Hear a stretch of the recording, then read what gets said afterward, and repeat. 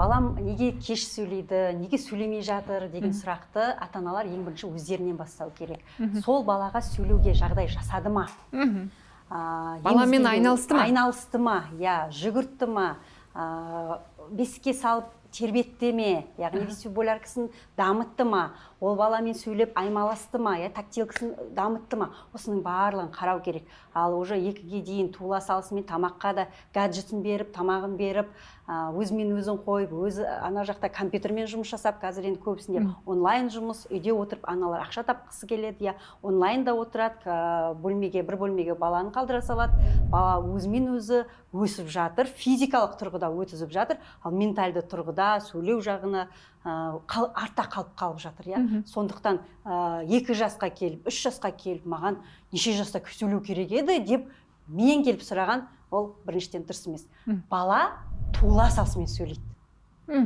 Қалай, туыла салысымен сөйлейді деген.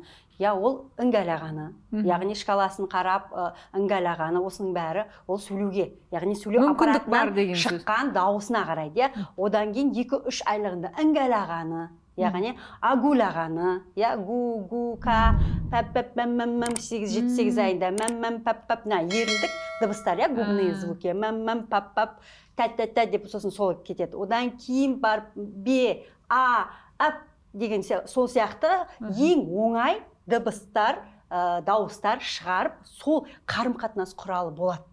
Осылар бар болды ма, яғни сөйлеу дамып келе жатыр деген сөз. Егер 1 жасқа дейін бала жаңағы гул демесе, демесе, демек назар аударуымыз керек. Неврологқа тексерілеміз бе? Әрине, 4 айында егер осы бірінші логопедке әкелмес бұрын бірінші неврологқа, педиатрға алып келетін 4 айда болу керек. Яғни 4 айында осы саған қарап, күліп, вербалды емес, бала көзіңе қарап, күліп, деп қимыл ишараны қайталаса, күлгенге күліп, дегенге қайталаса, осы ол бірінші подражаниесі. Осы шықпады ма, бірінші рет бару керек соны. Түсінікті.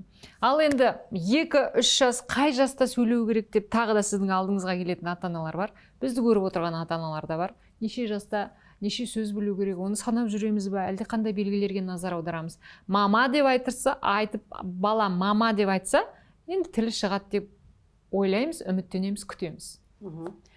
2 жаста 2 сөздің басын құрау керек. Болды. 3 жаста кәдімгідей өз ойын айта алу керек.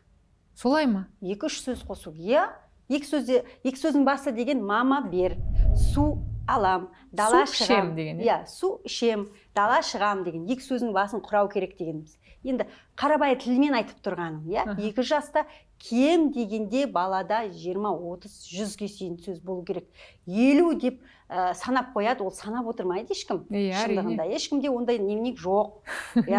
Ешкім дәптер алып, бүгін андай сөз қосты деп отырмайды. Динамика келе жатыр ма, ата-ана өзі сезеді динамикасын. Ең бірінші доктор балаға, ол ата-анасы. Дефектологта, логопедте, қандай маман болсын, анасы сезет бәрібір. Ішінің түбінде әйтеуір сезет. Неге мынау бала есіктің алдында ойнап жүрген балаларға қарағанда салыстырамыз ғой.